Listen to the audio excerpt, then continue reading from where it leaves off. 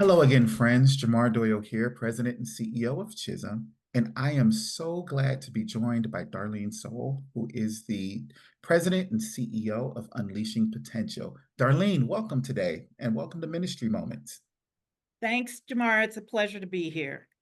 I am so excited because Darlene is a good friend, a beautiful soul, a wonderful mentor since I've been here at CHHSM, and she leads an amazing organization that is serving literally thousands of youth in the St. Louis and greater St. Louis area. So I'm excited that she can tell you a little bit about her story, but also the mission of Unleashing Potential and its impact. And so I'm going to just stop talking and turn it over to you, Darlene. Just tell us a little bit about how you got into this work, how you arrived at Unleashing Potential, and really just the impact and mission that you all have across the greater St. Louis area. All right. Well, I've been around the block a couple of times, and I joined Unleashing Potential back in 2008. And so I am actually coming up on my 16th year as the president and CEO. It's hard to believe. I moved here from Chicago, actually from another CHHSM organization, UCAN, Children's Advantage Network. I was executive vice president, and my boss, Tom Vandenberg, was a dear friend, is a dear friend and mentor, and encouraged me to apply for a leadership position here in St. Louis. He didn't think I'd be interested in moving, and he didn't think I'd get the job. So 16 years later, he calls periodically to check on me, and it is truly the place that I am supposed to be. It is a calling. I actually started my career in the for-profit world in banking and pharmaceuticals, and my opportunity to transition into the nonprofit child serving arena was at UCAN under Tom's leadership. And I was there for 12 years before I moved here. And Unleashing Potential's mission is to close the opportunity gap for children and families by building on their strengths. And we do that through early childhood education, out of school time programs, meaning before and after school programs, as well as summer enrichment camps. And we have a small wraparound service called Strengthening Resilient Families, because particularly after COVID, we found that if our families are faltering, our children can't thrive. So for our most needy families, we try to provide them at least access to resources to help them to stabilize, whether it be food insecurities or housing or job readiness and the like. And we actually have a DMIN employee. She is my longest serving employee who runs that program. So her commitment is deep. It is aligned with her theological beliefs. And she has pointed out to me, hey, you see those tents over there? That's where Mark and Sally live. So she is very committed to the mission. But I digress. Back to Unleashing Potential. Unleashing Potential has actually been around since 1913, and it was the Board of Inner City Missions for Metropolitan St. Louis of United Church of Christ, or something like that. It was birthed out of the UCC and the St. Louis Association, and those are the churches in the St. Louis city area. So we were their primary mission, focused on children and families thriving. In 1913, those were German immigrants that had resettled into St. Louis. And so our purpose was to make sure they thrived. The mission really hasn't changed, but in order to be around for 111 years, you have to change with the external environment. So in 2019, we changed our name. We were doing business as Neighborhood Houses, and many of your viewers might remember that name more than Unleashing Potential. But Neighborhood Houses no longer reflected the work that we were trying to do in the 2020s, um, because of our focus on kids. Neighborhood houses came from the settlement house movement. So Jane Addams Mhm. started that movement, and that's how our organization was started, with social workers going into communities. Fast forward to 2024, our Early Childhood Education Center is still a separate building, and we are self-serving, and we help children and families from 6 weeks to 5 years old to be ready for kindergarten and make sure that they are able to thrive. Today's world, it has to be a dual generational program, because we have to help families to understand the cognitive development of their child, an understanding that from 0 to 3 is when your brain develops more than any other time. Um, we do assessments, we do preparation with our staff to help these families and these kids. One of the most fun things each spring is the preschool graduation. They have their caps and gowns, and they are ready to fight the world. You'd think that the parents that show up, that their children were graduating from Harvard. They're hooping and hollering, and they're so excited. But that is the joy of helping families uh, to get ready. Our out of school time program, before and after school, we serve 2 school districts, Ferguson Florissant, as well as University City. Just a note for your viewers, whether it is before August 10th or after, this is the 10th anniversary of the murder of Michael Brown. And so being able to serve that community is particularly important, because our kids need that additional support in that community. But we are in 4 elementary schools in each of those school districts and 1 charter school in the city. Summer enrichment programs just ended. We did programming for 7 weeks in 5 sites. From the city to in St. Louis, we have city and county. We served approximately 220, 250 young people. And we get the opportunity to work with those children all day. And we focus on the same criteria, the same curricula that we do in the after school program: social and emotional support and skill building. And it's interesting, before COVID, nobody paid any attention to that. Most of your viewers will totally understand social emotional health today and how important it is for our children to know how to communicate, express their feelings without using their fist or, heaven forbid, a weapon. And I tell our staff they could be saving lives by teaching our young people those skills. We also do homework assistant, art expression. Kids can't sit at a desk for 3 hours in after school, so they're fun activities as well. But over the last 7 years, and most recently the last 2 years, we've really, really focused on STEM, science, technology, engineering, and math.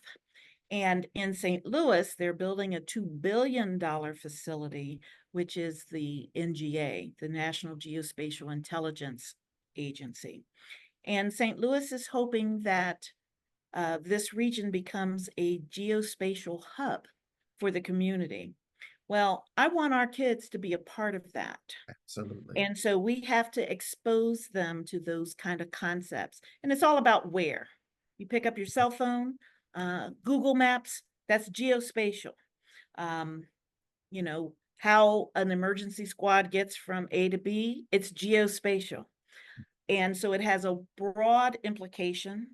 Most folks think of the Department of Defense, but it's more than that.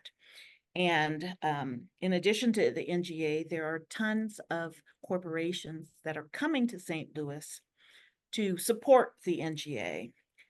St. Louis is what I personally call a tale of 2 cities. And those with means will take full advantage of all of those opportunities. And for many of our children, they'll be left behind. And so we are really focused on exposing those concepts to our third and fourth graders. And if we just give them a spark and they want to know more, and are eager to know more about how electricity works, or let me find my school on a Google map, then we've done our job. The challenge is to help corporations understand you have to invest in children for your workforce 15 years from now. And our country has a microwave attention span, and they want it all Yes. now. So in 15 years, they're going to look up and like, why don't you have any diverse candidates for us? And it's going to be because you didn't invest in our children 15 years ago. So that is probably one of the biggest challenges I have. And it's all about awareness for the general Mhm. community, to help them understand that when you lift up individuals that might be at the bottom of the stack, everyone gets listed. It's a Yeah, benefit for the whole community. absolutely. Um, I was at in mid-June, I was on Capitol Hill trying to talk to our Congress people. I've had several conversations. I stay in front of NGA leadership, talking about the Yes. importance in investing in us. Um, and I'm not giving up on our kids. Right. That's right. And I love you covered so much, and really in a short time. And part of it is where to even begin because there are opportunities, and I'm thinking just here in Cleveland and some of the biomedical energy that's going into it, but how then do our kids prepare for it? And when we talk about workforce development, it's frustrating because sometimes people are thinking, high school, or how do we retrain those that are already in the workforce, but Mhm. maybe their jobs have transitioned. It's like, no, how do we start sooner? And so the question I have is, do you find when you're in Capitol Hill and in other settings, is it difficult to get people to understand, no, we need to start having these conversations at the early childhood level, along with the social emotional work that has to be done, particularly coming out of COVID, the trauma Mhm. informed care that has to happen and trauma informed education that has to happen, so that then kids' minds are open to receiving the STEM, the stream, and the education that then can be poured into them. So I just, my husband William's a educator, so I get really passionate about this stuff, and it's tied to my passion in urban planning. So I'd love to hear your response to that about how challenging it is to get people to understand why it's important at that early childhood level to do that. And then maybe what we can do to help advocate, to give you the tools when you're on the hill. Okay. All right. And actually you bring that up, and that's a conversation I want to have with you in the Yes. not too distant future, because I do think that is a place that Chisholm could be very impactful, for not just Unleashing Yes. Potential, but other child serving organizations, because we're in a crisis point. And Absolutely. before we started this interview, I was sharing the state of Missouri um, is not responding to the needs of our children. Um, Even our governor understands the importance of childcare. We had a measure on the ballot. We just finished our primary, and it was to give tax breaks to any entity, for profit or not for profit, that was going to invest in a facility for childcare. Right. 39% of our children have access, the rest do Mm. not. And our community, the state did not pass that. And so that is a travesty for the state of Missouri, because there's a lack of either understanding or a willingness to commit the dollars necessary. Um, and the governor is not even affiliated with my preferred political party, but he even gets it. He had 3 different tax breaks proposed to assist donors or companies that wanted to invest in childcare for their employees, as well as facilities tax breaks. None of them passed.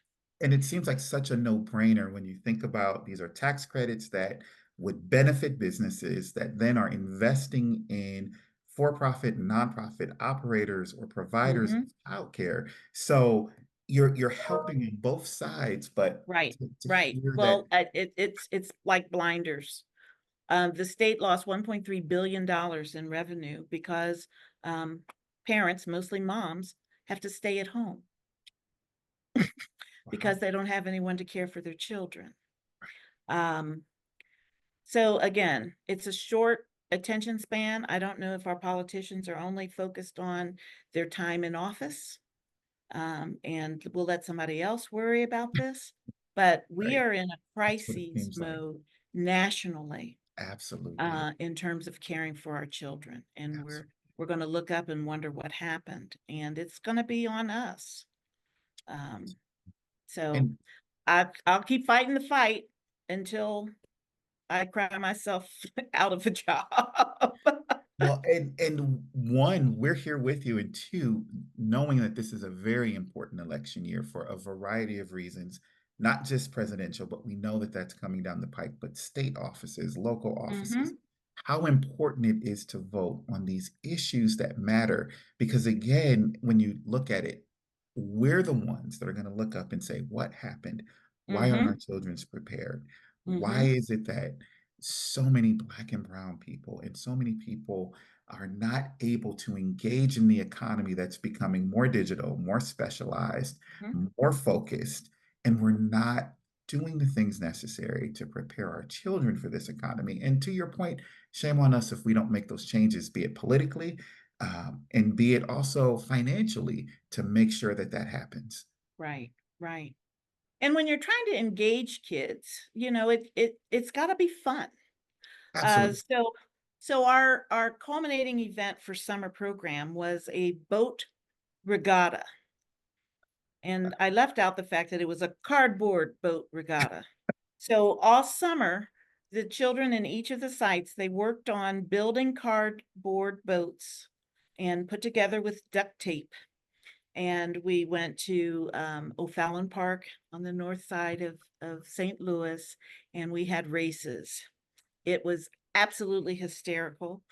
We had a wonderful turnout of parents, and hopefully, you can look at a clip. We had a news section that showed the kids making the boats and, trying to be a good leader. I made my own boat and Yeah. You want to uh, share how it did? No, I'm I kidding. got all the way across the pool All right, all and right. I was on my way back, when I joined the rest of the Titanic Okay. clan. I am positive your boat did better than my engineering skills would have ever got to. Yeah. But the enthusiasm that the It's kids awesome. had, and Yes. so next year it'll be even better, and they'll have a chance to think about what made it work. Teamwork. We needed more cardboard at the bottom. We really didn't need that escape hatch in the back of the boat in case you wanted to get out. That's what one of the kids wanted. They wanted a door so that if it started sinking you could get out. He was absolutely adorable. Uh, but it was letting them make their decisions. Yes. It was supposed to be two kids in each boat. One team's like, we want three. And I'm looking at this boat and I'm like, y'all are going down real fast. And the three of them got in and it did not go down. Their problem was paddling. So they just went in circles. Oh, but they had a strong But boat. Talk about they had a strong engineering. boat, and it's all about the learning and making Yes. it fun and debriefing. What can you do better next time? Yes. And, failures become successes for children Yes. and young adults. Yes. That didn't work. You have to use your cognitive thinking and problem solving skills. Yes. And that's what young adults will need in the future. Yes. So that's what we're trying to instill and bringing their parents along too. Well, please invite me next year because I want to be at this regatta. And I love that it is pulled in so many aspects. I know you mentioned STEM earlier. And in my mind, I'm thinking of all the different ways that building these boats would not only be fun, but challenging and learning. And even if you're not successful, like you Right. said, helping our children know that, you know, failure is not necessarily bad. It's, are you willing to learn Yes. from the mistakes that are made so that moving forward, you know, it becomes a lesson that carries you forward. And that's just something that's just in life. And I love that. It's so much more fun to learn when you create and do something with your hands. And so I just invite me next year so I can I be in will. St. Louis You'll and be see on the this. list. Maybe I can get my Chisholm team or Chisholm board to create a boat. We'll see what we can pull together. That's well, this was our first time doing it, and it was all about elevating our profile. That is And so I awesome. am prayerful that next year it'll be much more of a community event because it's just not restricted to unleashing potential children. We want all kids to Yes. have this thirst for knowledge, so in a fun I, way. And I'd love for them to see so many adults also pitching in and saying, listen, we're learning from this too, because learning never Hmm. stops. So that there is that thirst for knowledge and thirst for learning. And like you said, making it fun, particularly for Yes. kids. That's what it's about. I just my mind is already percolating just hearing that. And I can see the fun that would be had in that lake watching those boats go back and forth. Yeah. So I haven't seen any videos other than people taking videos of me going down with the ship. Um, but I do have pictures. So, please share some pictures and we'll make sure to try to integrate them. You know, if we can't into this video, certainly we'll make sure that they're on our website. And okay. it's just wonderful to hear. And I just, you know, hearing that, maybe you could just share as we begin to close out. Um, you talked about so many challenges, but through it all, you and your team at Unleashing Potential is able to, number one, make learning fun. Two, it sounds like provide a lot of wraparound services that are needed for families so that they can get to the business of education. So maybe Hmm. just talk about what's the greatest either moment or experience or just something that says that was it, unleashing potential. This is why we do what we do. And if you could just share what that moment is, that would be awesome. It's all the same, Jamar, but there's several instances. It's the smile on Mm, kids, the excitement that they have when they are experiencing something new. Um, One of the highlights of my career, whether it be for profit or not for profit, is taking busloads of children, primarily Black and brown, to see The Lion King. They mm, dress up. We go to the Fox Theater. It's come here 3 times now. They are dressed up like it's Easter, and the wows and amazement that they have. Many of them have never been to the Fox Theater. They've never seen a play where, the actors look like them. And the creativity, of course, of The yes, Lion King yes, is just amazing.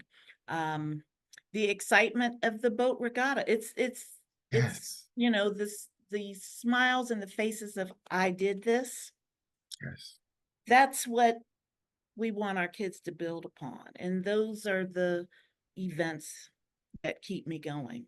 Um, I have some challenges that keep me going as well, mm. naysayers. And I'm going to step away for a minute because I keep it under my keyboard and I'll read it to you. Yes, please share with us.